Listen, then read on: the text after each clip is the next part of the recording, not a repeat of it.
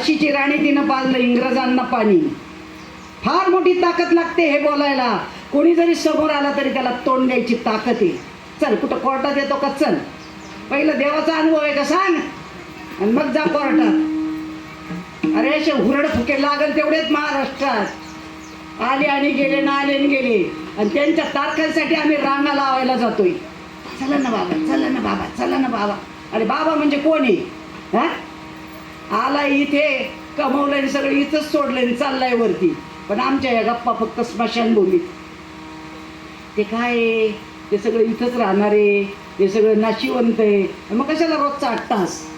हां कशाला पाहिजे एवढा 8 तास? नाही जमणार. आणि हे आपल्याला तपासून पाहायचंय, त्याला बुद्धी पाहिजे. बुद्धीचे वैभव अन्य नाही तुझे, एका केशव राजे सकळ सिद्धी.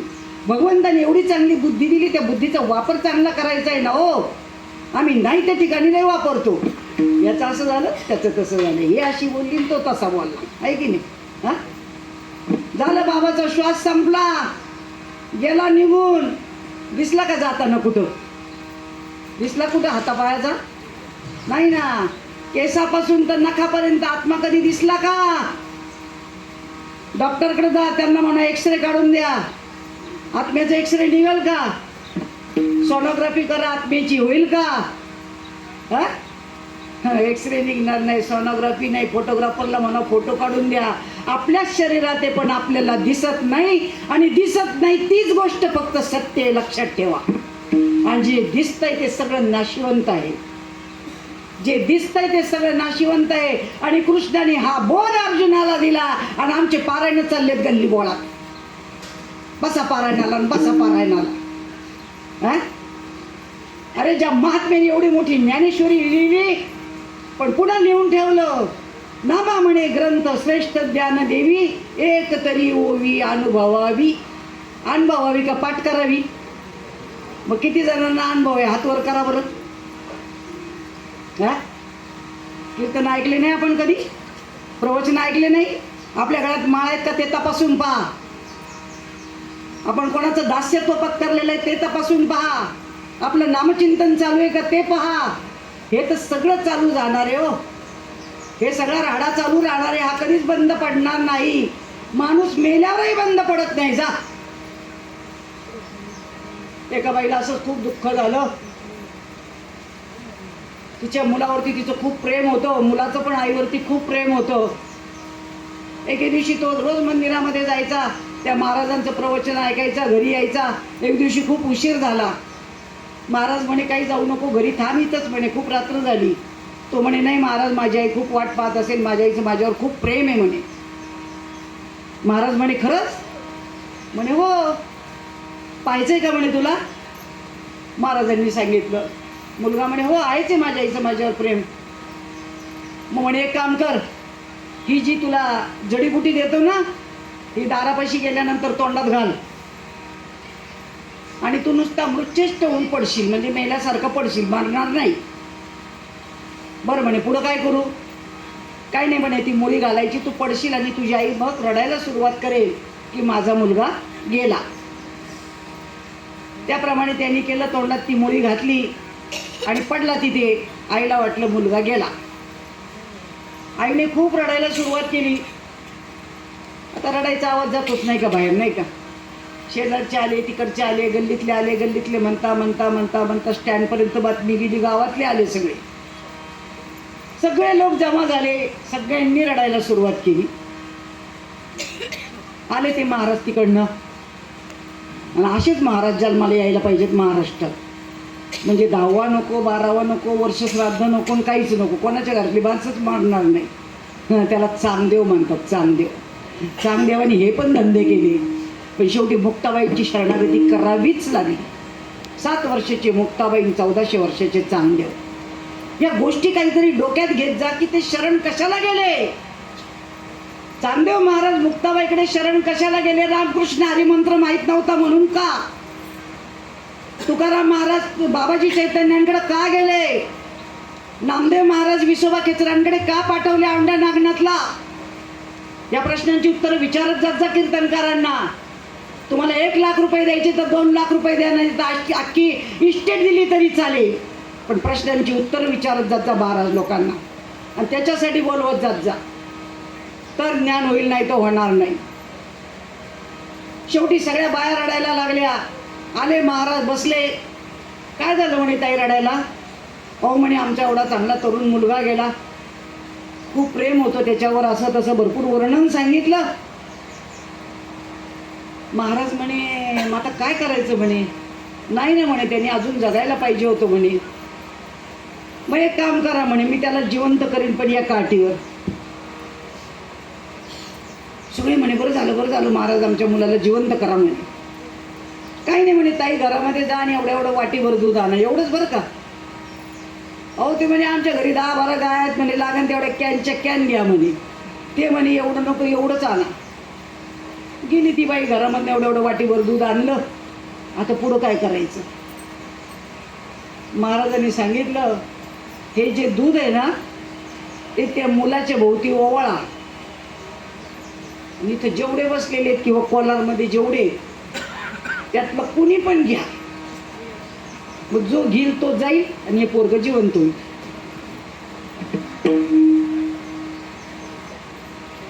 किती जण घेतील?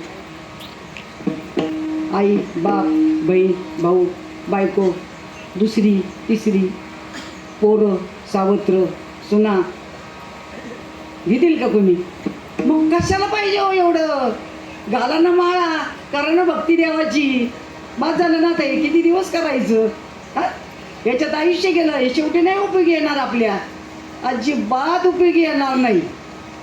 अरे जे शेवटच्या क्षणाला तुमच्याकडनं भजन होईल ना, नामस्मरण, आम्ही बाहेरची भजनी आणतो, वाचा ज्ञानेश्वरी, वाचा गरुड पुराण, म्हणा हरिपाठ. अरे त्याचा चाललाय जीव, त्यांनी म्हणायचं का तुम्ही म्हणायचं? मुक्ती त्याला पाहिजे का तुम्हाला पाहिजे? हा, पण हरिपाठात रोज असा दणक्यात हरिपाठ, अर्धा तास 1 तास नाचून कुदून चाली लावून.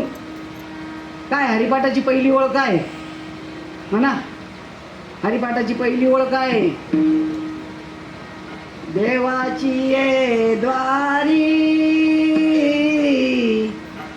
उभा क्षण देवाची ये द्वारी उभा क्षण. आपण कुठे जातो? देवळात. सगळं बघा तुम्ही शोधून, ते कळणार नाही संतांचे पाय धरल्याशिवाय. देवाची आहे द्वारी. मग देवाचं द्वार कुठे आहे? देव जर शरीरात असेल तर देवाचं द्वार कुठं असेल? शरीरात येईल, बाहेर नाही शोधायचं. देवाची आहे द्वारी उभा. आमचं विनीकरी रात्रभर उभा राहतो, त्याला बळ शोधावं लागतं. सोड बाबा, मला जाऊ दे आता, नाही का? हा, उभा क्षण. क्षण म्हणजे काय?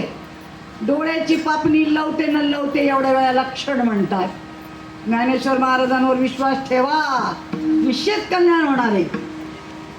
की देवाच्या द्वारात एक क्षणभर जरी तुम्ही उभा राहिलात, पण देव कळायला पाहिजे, देवाचं द्वार कळालं पाहिजे.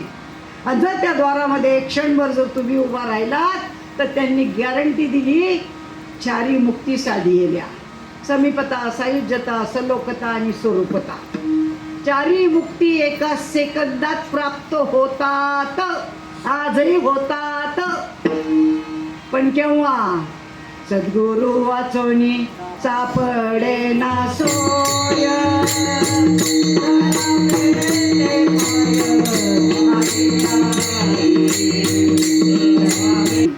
धरावे ते पाय आधी आधी का कधी मधी?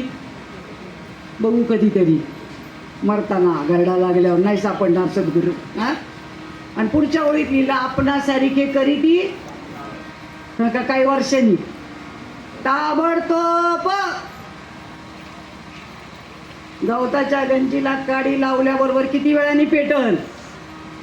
हा, तृणावी मेळे समरस झाले, तैसे नामे केले जपता हरी. ताबडतोब, ज्वलंत. एवढा अनुभव साधू संतांकडे आहे की आपणासारखे करीती तात्काळ आपल्यासारखं बनवतात. म्हणजे कीर्तनकार नाही बनवत, संत संगतीचे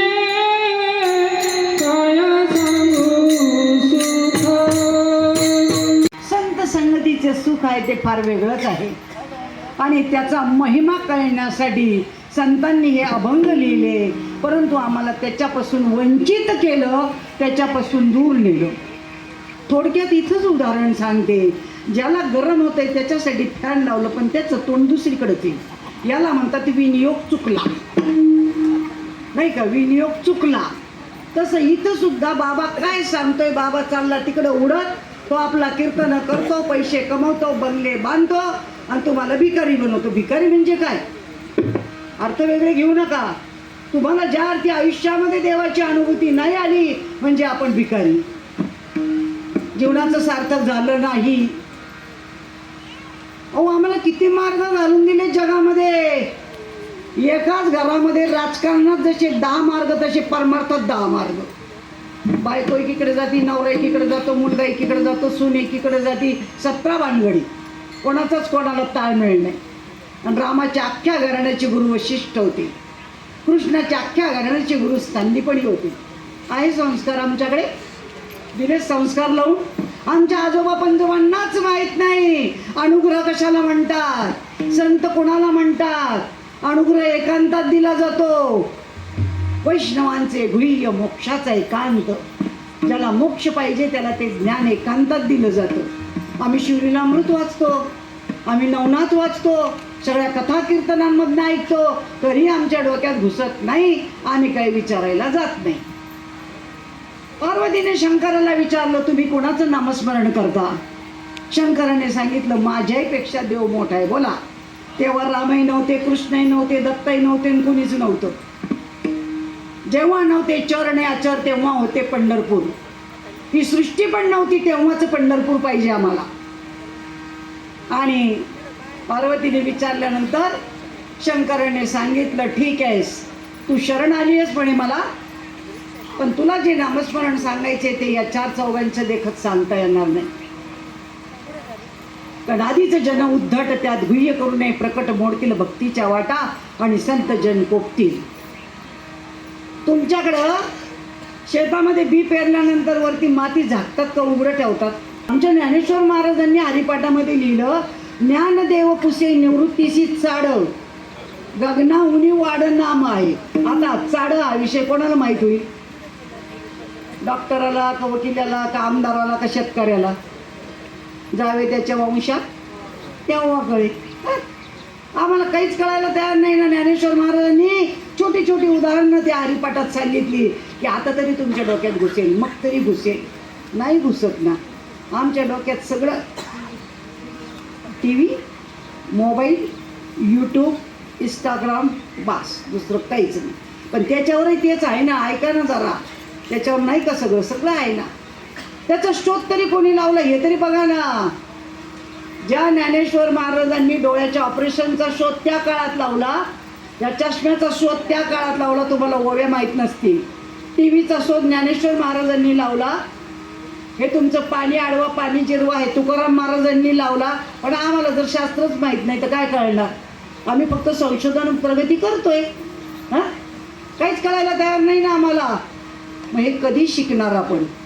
कधी शिकणार? या बातम्यांनी काय काय लिहून ठेवले आपल्यासाठी, आणि आज आपण त्याचा विनियोग न करता त्याची टिंगल टवाळी चालली. काय कीर्तनामध्ये अभंग घेतात, काय काय हाऊ करतात, काय आईबापाच्या गप्पा सांगतात, काय थिल्लरबाजी करतात.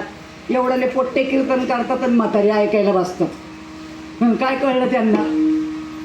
7 आणि 8 वर्षाच्या पोराला काय कळला परमार्थ? डोंबल्याचा कळला नाही, पण ते तुमची बाहेर काढायला तिथं उभं राहतो. हां, आणि तुम्ही पैसे देऊन त्यांना बोलवता. आपण सुधारलं पाहिजे. कोणाचं ऐकावं, कोणाचं सांगावं, कोणाचं बोलावं, आणि हे जर कळलं नाही तर काहीच उपयोग नाही. हां, तुम्हाला जर फॉरेनला जायचं आहे विमानाने, तुम्ही कोणाचं मार्गदर्शन घेणार? जी बाई पंढरपूरला गेली तिचं, का जो विमानाने जाऊन आलाय त्याचं? जो विमानाने जाऊन आलाय त्याचं ना. हां, मला पुरणपोळी येत नाही तर मी कोणाला तरी म्हटलं पाहिजे ना मला शिकवा, म्हणजे ती माझी गुरु झाली. कोणाला म्हटलं शिवणकाम शिकवा, ती माझी गुरु झाली. गाडी चालवायची शिकवा, ती माझी गुरु झाली. जगात सगळेजण सगळ्यांचे गुरु आहेत. सगळेजण सगळ्यांचे गुरु आहेत. या कला आहेत सगळ्या, आणि या कलेचा जो तुम्ही गुरु करता त्याला गुरु म्हणतात. पण सत्य वस्तूची अनुभव आणून देणारा आहे त्याला सद्गुरू म्हणतात. गुरु आणि सद्गुरूमध्ये जमीन आसमानाचा फरक आहे. सत्य वस्तूची अनुभूती आणून देणारा म्हणजे सद्गुरू. आणि ते फार उच्च लेवल आहे. आणि त्या महात्म्याला या पृथ्वी तलावरती अवताराला यावं लागतं. कशासाठी? जगाच्या कल्याणा संतांच्या विभूती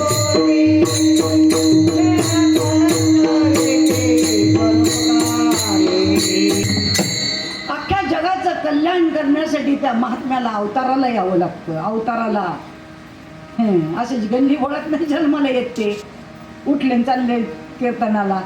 आणि तो महात्मा अवताराला येतो आणि त्या ज्ञानाचा प्रसार करतो, त्या ज्ञानाची अनुभूती आणून देतो. आणि ज्ञान नावाची वस्तू अशी आहे की तुमचं पूर्ण अज्ञान निखालस निघून जातं. आणि अज्ञान जगामधलं एकच आहे की मी देह आहे, सगळं करणारा मी आहे. धुण्या धुते मीच धुते, भांडी मीच घासते, स्वयंपाक मीच करते, शेती मीच करते, कीर्तन मीच करते. हे जो मीच आहे ना, हा मी काढायचा आहे. हा देह काहीच करत नाही. हा देह नाशिवंत आहे. हे नाशिवंत आहे, बुजगाव नाही, म्हणून ते स्मशानभूमीत जाळून टाकायचंय. मग त्याच्या आतली जी चैतन्यमय वस्तू आहे तिला देव म्हणतात. आणि तिची भक्ती करायची आहे. कोणाची करायची आहे? वृक्षाची या पाने हाले ज्याची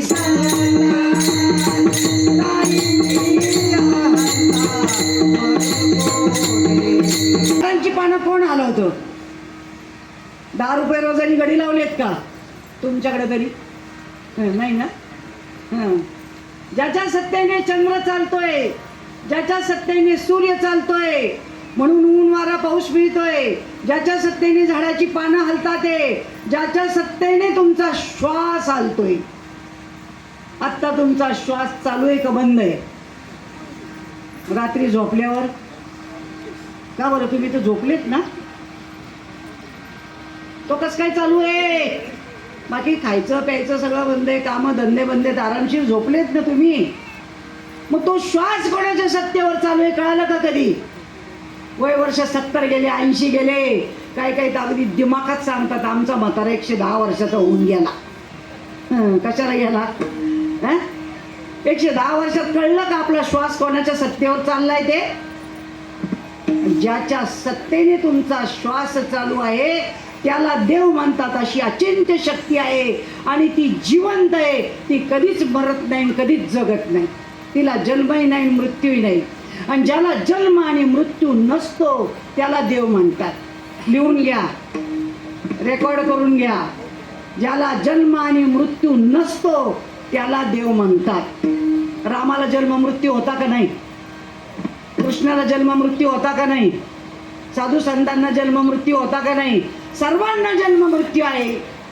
पण अशी जी अचिंत्य शक्ती आहे ती सृष्टीच्या पूर्वी पण तशीच होती, आत्ताही तशीच आहे आणि नंतरही तशीच राहणार आहे.